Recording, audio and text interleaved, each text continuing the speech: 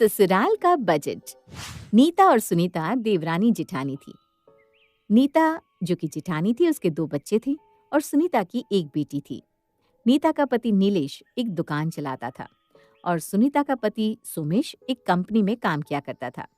सास ससुर देवरानी जेठानी पति और बच्चों सहित ये एक बड़ा लेकिन सुखी परिवार था। लेकिन कहते हैं ना भैया, सुखी परिवार के सुखों को नजर बहुत जल्दी लग जाया करती है। तो हुआ कुछ ऐसा कि इस बड़े परिवार के पड़ोस में एक छोटा परिवार रहने आ गया और फिर इनके परिवार को पड़ोस की गाड़ी की नजर लगी। क्या हुआ, नहीं समझे? ताई, अभी आपको समझाते हैं। अरे बहन जी, इतनी धूप में कहाँ जा रही हैं आप? सूरज बिल्कुल सर पर चमक रहा है, बीमार हो जाएंगी। अरे वो बच्चों के स्कूल से आने का टाइम हो गया है ना, उन्हें ही लेने जा रही हूँ। अच्छा, लगता है आप रिक्शा से लेकर आती है बच्चों को। ना बाबा ना, मैं तो इतनी धूप में बाहर जाने के बारे में सोच भी नहीं सकती। मैं तो बच्चों की छुट्टी होने के 5 मिनट पहले निकलती हूँ और 15 मिनट में गाड़ी से उन्हें लेकर आ भी जाती हूँ। रिक्शा से कम आधा घंटा लग जाता होगा ना आने जाने में। आधे घंटे से भी ज्यादा लग जाता है, लेकिन क्या कर सकते हैं, हमारे पास गाड़ी नहीं है ना। अरे तो कहो ना भाई साहब से कि एक गाड़ी खरीद ले। आजकल ऐसा कौन है जिसके पास गाड़ी ना हो। और देखो, गाड़ी ना आज के समय में ज़रूरत हो गई है। हाँ, ठीक कहती हो। अच्छा, मैं चलती हूँ, लेट हो जाएगा। अगले दिन। सुनते हो, अब बस बहुत हो गया। आखिर कब तक हम बस और रिक्शा में सफर करते रहेंगे? अरे एक दिन दोपहर के 2 बजे तपती धूप में रिक्शा में बैठकर तो देखिए। रिक्शा में बैठकर कैसा लगता है आपको पता चल जाएगा। आपका क्या है, सुबह सुबह ऑफिस पहुंच जाओ और दिन भर एसी की ठंडी हवा खाओ। हाँ पापा, मम्मा बिल्कुल ठीक कह रही है। हमें भी रिक्शा में बैठने में बहुत शर्म आती है। आप ले लो ना एक गाड़ी। हाँ हाँ, गाड़ी तो 20 रुपए किलो सब्जी मंडी में बिक रही है ना। 2-4 किलो खरीद कर तुम लोगों को दे दूंगा। बेटा, गाड़ी पड़ोसियों की टशन नहीं, अपना बजट देखकर खरीदी जाती है। 8-10 लाख रुपए मेरे पास तो है नहीं, जिसके पास हो वो खरीद ले। अरे ठीक ही तो कह रही हैं भाभी, सारी दुनिया ऊपर उठ रही है और एक हम है 10 साल से जस के तस बने हुए हैं। थक गई हूँ मैं भी मिसेस वर्मा के ताने सुन सुनकर। किट्टी में जाओ तो एक बात के बीच में वो 10 बार गाड़ी का नाम लेती है। मुझे क्या समझ में नहीं आता, आखिर वो गाड़ी गाड़ी कहकर किससे सुनाती है। हमारे पास गाड़ी नहीं है ना, बस मेरी कमजोर नस मिल गई है उनको। उसे दबा दबा कर मेरे दर्द का पूरा मजा उठाती हैं वो। अब बहुत हो गया, मैंने भी सोच लिया है, अब चाहे जो हो गाड़ी तो हम लेकर रहेंगे। आई बड़ी, बोल तो ऐसे रही हो जैसे तुम्हारे अकाउंट में 8-10 लाख यूं ही पड़े हुए हैं। सिर्फ हवा हवाई बातें करने से कुछ नहीं होता। अगर गाड़ी खरीदनी है तो सबसे पहले अपने पास पैसे होने चाहिए। पैसा है किसी के पास? नहीं ना, तो बस बात खत्म। क्या पप्पा, सारी दुनिया लोन लेकर कहाँ से कहाँ पहुँच गई। हम हमेशा ऐसे ही रह जाएंगे क्या? आप भी लोन ले लो ना। मेरा फ्रेंड है ना जीतू, उसके पापा ने भी लोन लेकर कार खरीदी। अब वो रोज कार से स्कूल आता है और मुझे ठेंगा दिखा कर जाता है। बेटा, लोन सिर्फ लेने के लिए नहीं होता, उसको चुकाना भी पड़ता है। लोन की ईएमआई कैसे चुकाएंगे, कोई बताएगा क्या? देखो, आप इस तरह सोचेंगे ना तो हम कभी जीवन में आगे ही नहीं बढ़ पाएंगे। अरे आप एक बार लोन निकालिए तो सही, ईएमआई भी अपने आप चुकता हो ही जाएगी। अरे महारानी, तुम्हारे कहने से ये ईएमआई चुकता नहीं होती। ईएमआई अगर समय पर ना भरो तो बैंक डिफॉल्टर करार दे देती है। जीवन भर के लिए ब्लैक लिस्ट हो जाएंगे हम लोग। तुम लोगों को कुछ समझ में भी आता है कि बस घर में बैठकर हाय गाड़ी चिल्ला रही हो? मेरे पास एक आइडिया है, क्यों ना हम लोग अपना महीने का बजट थोड़ा सा कट कर दे, जिससे ईएमआई के पैसे निकल आए। अच्छा, और बजट कट कैसे करोगी तुम? बजट तो अपने हाथ में होता है ना सोमेश। अरे मैं गृहिणी हूँ, गृहिणी की ताकत को तुम कम मत समझना। तुम्हारी जैसी गृहिणियों की ताकत के कारण ना बहुत सारे लोग बैंक से कर्जा उठा लेते हैं। पहले तुम 6 महीना बजट कट करके दिखाओ, ईएमआई के पैसे अपने बैंक में जमा करके दिखाओ। अगर 6 महीने तुम्हारे बैंक में ईएमआई के पैसे मुझे मिल गए ना, तो 7वें महीने गाड़ी मैं खरीद कर दूंगा तुम्हें। सोच लो, अगर अपनी बात से फिर गए तो? अरे बाबा, तुम ईएमआई के पैसे बचा कर तो दिखाओ। मुझे गाड़ी खरीदने में कोई समस्या नहीं है। क्यों भैया, मैंने कुछ गलत कहा? अरे नहीं नहीं, अगर ये लोग गाड़ी की ईएमआई का पैसा घर खर्च से निकाल सकती हैं तो हमें गाड़ी खरीदने में भला क्या दिक्कत होगी? मैं भी खुशी खुशी गाड़ी खरीदने के लिए तैयार हो जाऊंगा, लेकिन फिलहाल एक्स्ट्रा बर्डन लेने की मुझ में ताकत नहीं है। अरे भाभी बोलिए ना, हम दोनों मिलकर चाहे तो महीने का बजट आराम से कट कर सकते हैं। हाँ, बिल्कुल ठीक कह रही हो सुनीता। हम दोनों बजट में से ही पैसा बचाकर ईएमआई का इंतजाम कर लेंगे। आप लोग चिंता मत करो, सब कुछ ठीक हो जाएगा। अरे सबके सामने हमने कह तो दिया कि हम बजट कट कर देंगे, लेकिन बजट में कट क्या करेंगे? सबको भरपेट खाना देने का इरादा नहीं है क्या? अरे दीदी आप बस देखते जाओ, मैंने सारा प्लान सोच लिया है। देखिए, हमारे घर में रोजाना 4 लीटर दूध आता है। आज से बस 2 लीटर दूध ही आएगा, उसमें 2 लीटर पानी मिला लेंगे हम। अब इस 4 लीटर दूध से आराम से सारा काम हो जाएगा। क्या? पानी मिला दूध? अरे बच्चे भी दूध पीते हैं, फिर ऐसे कैसे? अरे भाभी, बिन पानी का दूध पीकर कौन सा हमारे बच्चों की सेहत बनी हुई है? पहले से सूखे पापड़ ही तो दिखते हैं। हाँ रे, बात तो तेरी ठीक ही है। वैसे भी 2 लीटर दूध की बचत ही हो जाएगी। हम लोग 3 बच्चों का मिलाकर हर महीने 6,000 ट्यूशन फीस भरते हैं। अगर हम बच्चों की ट्यूशन छुड़ा देना तो 6,000 की सीधी बचत हमारे हाथ में आ जाएगी। अरे लेकिन बच्चों का ट्यूशन छुड़ा दोगी तो वो पढ़ेंगे कैसे? क्या भाभी, जो बच्चे ट्यूशन नहीं पढ़ते वो पढ़ाई नहीं करते क्या? इन तीनों बच्चों को समझा दो कि अगर गाड़ी चाहिए ना तो खुद से पढ़ाई करना शुरू कर दे, वरना गाड़ी का सपना भूल जाए। बात तुम्हारी ठीक है। ट्यूशन लगाकर भी उनके नंबर में कोई खास अंतर तो आ नहीं रहा। छुड़वा देते इनका ट्यूशन। कुछ देर हम लोग ही देख लिया करेंगे, और क्या। ट्यूशन के अलावा मैंने सोचा है कि इन तीनों की ताइक्वांडो क्लासेस भी बंद करवा देते हैं। अरे महीने का 10,000 इनके ताइक्वांडो में खर्च हो जाता है, फिर भी पड़ोस वाले गुप्ता का लड़का कूट कर चला जाता है इन लोगों को, और ये आपस में ही ताइक्वांडो दिखाते रहते हैं। सही बात है। जो ताइक्वांडो मोहल्ले में रहने वाले उस छुटकी से लड़के से इनकी रक्षा नहीं कर सकता, उसे सीख कर भी क्या फायदा। छुड़वा ही देते हैं। ठीक है, ताइक्वांडो का खर्चा भी कम हो गया। और कोई खर्च हम कम कर सकते हैं क्या? भाभी, दाल और सब्जी का खर्चा भी ना बड़ी आराम से कम हो सकता है। अरे क्या जरूरत है इतनी गाढ़ी दाल बनाने की? अब से ना बिल्कुल पतली दाल बनेगी। इतनी महंगी सब्जियां हो रही हैं, सब्जियों का बजट भी कम कर दो। 250 ग्राम सब्जी और आधा किलो आलू डालो तो सब्जियों का बजट अपने आप कम हो जाएगा। अरे वाह सुनीता, तुमने तो बड़ी आसानी से 25,000 बचा दिए। मुझे लगता है इतने पैसों में तो गाड़ी की ईएमआई निकल ही आएगी। लेकिन 1 महीना बचाने से कुछ नहीं होगा। हमें 6 महीने तक ये पैसे बचा कर दिखाने होंगे, तभी ये दोनों भाई गाड़ी खरीदने के लिए तैयार होंगे। जैसा नीता और सुनीता ने तय किया था, अगले ही दिन से वो दोनों बजट में कटौती करना शुरू कर देती हैं। मम्मी जल्दी करो, ट्यूशन का टाइम हो रहा है, हम ट्यूशन के लिए लेट हो जाएंगे। अरे कोई लेट नहीं हो रहा, तुम तीनों की ट्यूशन क्लासेस बंद करवा दी है हमने। लेकिन क्यों? ट्यूशन बंद कर दोगे तो हम पढ़ाई कैसे करेंगे? बेटा, स्कूल में मैडम पढ़ाई कराती है ना, जो भी डाउट हो अपने स्कूल टीचर से पूछ लिया करो। गाड़ी में बैठना है ना मेरी राजकुमारी को। बैठना है मम्मी। हाँ तो बेटा आज से सेल्फ स्टडी की आदत डाल लो, तुम्हारे लिए वही अच्छा होगा। गाड़ी में बैठने के लालच में तीनों बच्चे खुशी खुशी अपनी ट्यूशन और ताइक्वांडो क्लासेस का बलिदान दे देते हैं। बच्चे तो खुशी खुशी ट्यूशन और ताइक्वांडो छोड़ने के लिए तैयार हो गए थे, लेकिन बच्चों को घर में बिठाने के बहुत सारे साइड इफेक्ट होने वाले थे। इसके बारे में अभी तक नीता और सुनीता ने सोचा भी नहीं था। दोपहर के 3 बजे। अरे बहू, तुम दोनों को पता है ना, मुझे रात में ठीक तरह से नींद नहीं आती।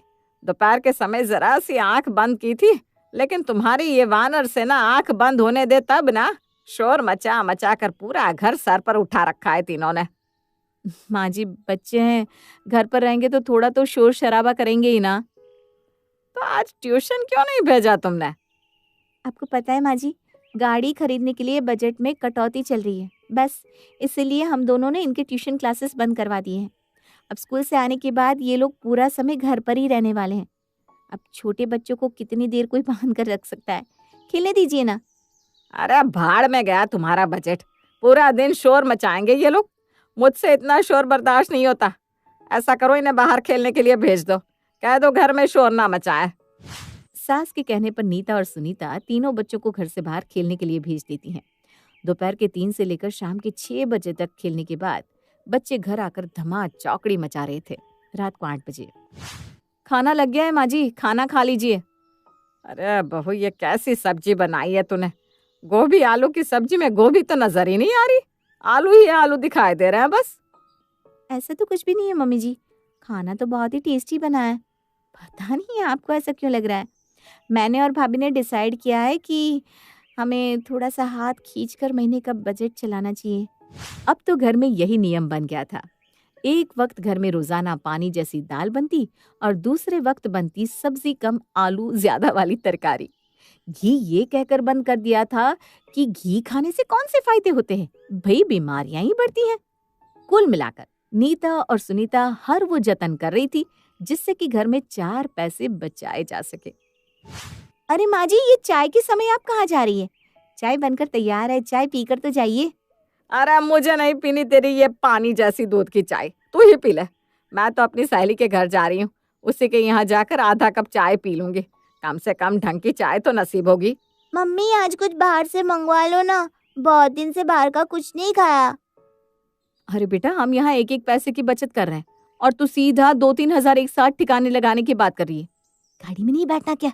देख, जब गाड़ी आएगी ना तो हम सब उसमें बैठकर आराम से बाहर होटल में खाना खाने चलेंगे, ठीक है? ठीक है मम्मी। नीता और सुनीता को बजट की डोर खींचे हुए लगभग 3 महीने होने को आए थे। पिछले 3 महीने से ट्यूशन बंद होने के बाद मुश्किल से ही उन्होंने कभी किताब खोलकर कुछ पढ़ा था। इसी बीच बच्चों की यूनिट टेस्ट पढ़ते हैं, जिनके खत्म होने के बाद स्कूल से पीटीएम का नोटिस आता है। मुझे समझ में नहीं आ रहा, अचानक से तीनों बच्चों को क्या हो गया है? उनकी परफॉर्मेंस बिल्कुल नीचे आ गई है। अरे ऐसा क्या हो गया है कि आजकल ये बिल्कुल पढ़ाई में मन नहीं लगा रहे हैं? आप चिंता मत करिए मैम, आपको आगे से शिकायत का कोई मौका नहीं मिलेगा। गलती शायद हमारी है, हम बच्चों पर थोड़ा कम ध्यान दे पा रहे हैं, लेकिन अब से ना हम बच्चों पर पूरा ध्यान देंगे। अगले यूनिट टेस्ट में बच्चों की परफॉर्मेंस इम्प्रूव जरूर होगी। पीटीएम में हुई बातों के कारण नीता और सुनीता का मूड थोड़ा अपसेट हो गया था। ठीक ही तो कहा था टीचर ने। पिछले 3 महीने से स्कूल से आने के बाद वो तीनों पूरा दिन सिर्फ खेल ही तो रहे थे। बड़ी मुश्किल से डांट डपटने के बाद वो कुछ देर के लिए किताब लेकर बैठते भी तो किसी तरह सिर्फ होमवर्क कंप्लीट करते और फिर से या तो आपस में खेलने लगते या फिर झगड़ने। घर पहुंचकर, अरे माँ जी, क्या हो गया आपको? ऐसे जमीन पर क्यों बैठी हैं? अरे बहू, क्या बताऊं, आज तो मेरे जोड़ों में इतना दर्द है कि मुझसे हिला भी नहीं जा रहा। तू मुझे डॉक्टर के पास ले चल बेटा, ऐसा लग रहा है कि ये हड्डियां चटक जाएगी जैसे। सास की बात सुनकर नीता और सुनीता भागते हुए उन्हें डॉक्टर के पास ले जाती हैं। अरे माताजी, ऐसा क्या खा लिया आपने जो आपका यूरिक एसिड इतना ऊपर पहुंच गया? प्रोटीन वाली चीजों से आपको बहुत दूर रहना है। हरी सब्जियां और ताजे फल खाइए। डॉक्टर साहब, हमारे घर में तो कुछ ज्यादा तला भुना बनता भी नहीं है। हमारे यहाँ तो नियम से दाल और सब्जियां ही बनती है। अरे तो दाल से ही तो इनको समस्या है। इन्हें दाल बिल्कुल मत दीजिए, उसकी जगह हरी पत्तेदार और ताज़ी सब्जियां खिलाइए। आलू, चावल और मसालेदार भोजन से दूर रखिए। अरे डॉक्टर साहब, जो चीज़ आपने नहीं खाने को बताई है ना, पिछले 3 महीने से दिन रात वही खा रही हूँ। फल तो घर में आते ही नहीं। हमारे यहाँ सब्जियों में सब्जी तो सिर्फ नाम के लिए डलती है, बाकी सिर्फ आलू ही आलू होता है उसमें, और दूसरे वक्त के खाने में सिर्फ दाल और चावल होता है। और हमारे घर में छोटे छोटे बच्चे पानी मिला दूध पी रहे हैं। आप ही बताइए, क्या ये सब सही है? देखिए, मैं नहीं जानता कि आपकी ऐसी क्या मजबूरी है जो आप इस तरह का भोजन खा रहे हैं, लेकिन बस इतना ही कहूँगा कि अगर दूध खरीदने में कोई समस्या है तो आप कम दूध पिलाएं, वो ठीक है, लेकिन पानी मिला दूध पिलाने की तो कोई भी डॉक्टर आपको सलाह नहीं देगा। घर पहुंचने पर, क्या हुआ मम्मा, आप लोग कहाँ चले गए थे? तुम्हारी दादी की तबीयत खराब थी ना बेटा, उन्हें लेकर डॉक्टर के पास गए थे। मम्मा, मुझे भी तो 2 हफ्ते से खांसी जुकाम है, मुझे भी डॉक्टर को दिखाने के लिए नहीं ले गए, फिर दादी को क्यों लेकर गए? अरे बेटा, खांसी जुकाम तो तुम्हें रोज ही हो जाता है, कितने डॉक्टर को दिखाएंगे हैं? मैं तो तंग आ गई हूँ डॉक्टर की फीस भरते भरते। खांसी जुकाम ना अपने आप ठीक हो जाता है बेटा। चल, मैं तुझे काढ़ा बनाकर पिलाती हूँ। नीता भाभी, सुनीता, आप लोगों के लिए बहुत अच्छी खबर है। कल मैं और भैया गाड़ी के लोन के लिए बात करने बैंक जाने वाले हैं। आप दोनों ने तो कमाल ही कर दिखा। जितना पैसा हमने आपसे 6 महीने में जमा करने के लिए कहा था, आप दोनों ने तो 3 महीने में ही जमा करके दिखा दिया। भाई आप लोग तो गाड़ी डिजर्व करते हैं, मानना पड़ेगा। बिल्कुल ठीक कहा बेटा तूने। गाड़ी के लिए पैसा जमा करने के लिए इन दोनों ने बहुत कुर्बानियां दी है। अरे अपने बच्चों की सेहत और पढ़ाई के साथ खिलवाड़ करना हर औरत के बस का थोड़ी ना होता है। ये क्या कह रही है माँ जी आप? क्यों, क्या हुआ? सच सुनने की हिम्मत नहीं है क्या? गाड़ी तो तुम जरूर खरीदो बेटा, लेकिन पहले ये भी जान लो कि ये गाड़ी तुम किस कीमत पर खरीद रहे हो। इस गाड़ी के बदले में तुम क्या दाव पर लगा रहे हो ये जानना तो बनता है ना। इस गाड़ी की किस्त के लिए पैसा जमा करने के लिए तुम्हारी पत्नियों ने बच्चों के ट्यूशन और ताइक्वांडो क्लास बंद करवा दी। ट्यूशन बंद हो जाने के कारण तीनों बच्चों के एग्जाम में इतने कम नंबर आए हैं कि फेल होते होते बचे हैं तुम्हारे बच्चे। पूरा दिन ये मोहल्ले में धमा चौकड़ी मचाते हैं, जिसके कारण आस पड़ोस के लोग भी अब शिकायत लेकर घर आने लगे हैं। बच्चों को जो दूध पीने के लिए दे रहे हैं ना, उसमें आधा पानी होता है। घर में ना ढंग की चाय मिल रही है ना खाना। दाल खा खा कर मेरा यूरिक एसिड इतना बढ़ गया कि दर्द से मेरी जान निकल रही है। बच्चों को हर 5 से 7 दिन में खांसी, जुकाम और बुखार हो जाता है। तुम लोगों ने कभी सोचा क्यों हो रहा है ऐसा? अरे बेटा, जब ढंग से खाना पीना नहीं मिलेगा तो इनकी इम्यूनिटी तो कमजोर होगी ही ना।